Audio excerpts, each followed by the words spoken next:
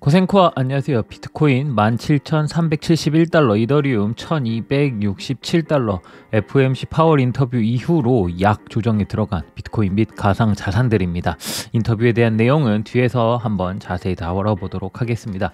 12월 16일 저는 코인생존기의 김비트입니다. 날이 정말 춥습니다. 다들 감기 조심하시고요. 그럼 오늘도 코인생존기 출발하겠습니다. 가자! 구독, 좋아요, 알림 설정 부탁드립니다. 오늘도 소중한 시간 내주신 구독자, 시청자 여러분들 항상 감사하고 사랑합니다.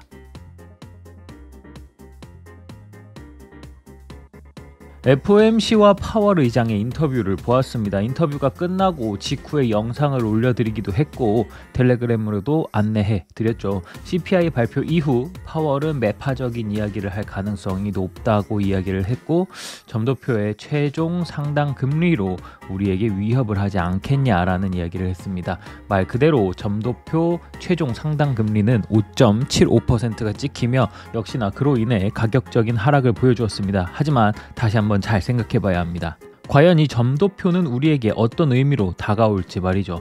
인터뷰를 보면서 가장 기억에 남는 내용들이 몇 가지가 있었고 그중 하나는 물가는 확연히 꺾이고 있음이 분명하다. 하지만 고용과 임금이 탄탄하기에 이에 대해 더 지켜봐야 한다라는 이야기를 하죠. 고용과 임금, 즉 서비스 인플레이션에 대한 부분을 우리는 앞으로 지속 지켜봐야 할 것 같습니다. 하지만 그들이 이야기하는 강력한 고용은 정말 사실일까요? 우리는 그것을 그대로 받아들여도 될까요?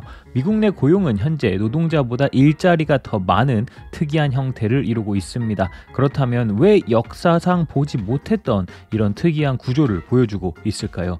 이민자 감소, 그리고 코로나로 인한 사망자 증가, 또 그로 인해 은퇴하였던 사람들이 다시 노동시장으로 돌아오지 않음으로 인해 약간은 특이한 구조로 흘러가고 있습니다. 최근 일자리와 임금의 추이를 보았을 때 소매, 물류, 운수의 일자리가 대폭 감소하였습니다. 하지만 증가한 임금 추이를 보면 소매, 물류, 운수 쪽이 확연히 증가함을 볼 수 있죠. 일자리는 줄었지만 임금은 증가했다. 퇴직금으로 많은 금액이 소진되었다라는 것을 생각할 수 있습니다. 대기업들에서는 여전히 고용은 강하다라고 이야기를 하고 있습니다. 다만 정규직은 감소하고 파트타임이나 멀티플 잡을 갖는 사람들의 증가로 뻥튀기가 되어지고 있는 상황이죠.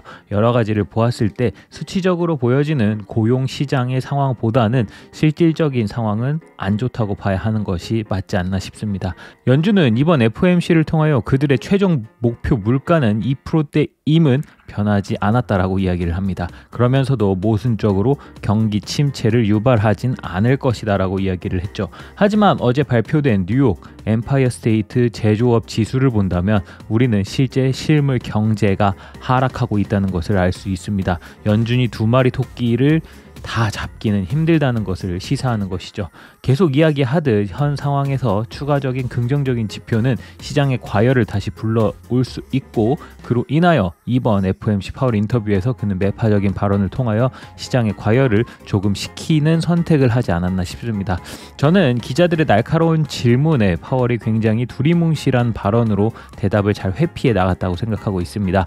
그들이 이야기하듯 정확한 데이터를 지속 지켜봐야 하는 상황이 도래했고 이제 거의 끝에 도달하고 있음을 느끼고 있는 것 같습니다. 12월 PC 1월의 노동 지표들과 CPI 지표를 실제로 본다면 조금 더 방향성이 확실해질 거라고 생각합니다. 다만 앞서 이야기 드렸듯 목요일 새벽 파월의 인터뷰는 시장의 행복 회로를 잠시 늦추는 역을 했다고 생각합니다. 항상 이야기 드리듯 굉장히 힘든 시기임은 분명합니다. 이 힘든 시기 그리고 하락장을 함께 겪어내며 공부했던 경험들은 분명 지속 이 시장의 몸을 담게 되는 한 우리에게 큰 경험이 될 것입니다.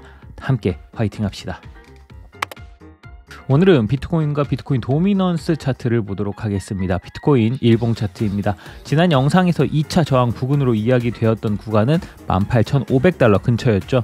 현재 해당 구간에서 조정을 받고 있는 모습입니다. 이번 주 CPI 발표와 금리 발표 기대감으로 인하여 18,400달러 근처까지 상승하여 2차 저항을 상방 돌파를 기대하였으나 FOMC에서 다소 매파적인 점도표가 공개되어 조정을 받고 있는 모습입니다. 하지만 현재 단기 지지 구간이 구간인 초록색 구간 17,300달러 부근을 지켜주고 있으며 이 부근을 하방으로 이탈하지 않을 시 추가적인 상승이 가능해 보입니다.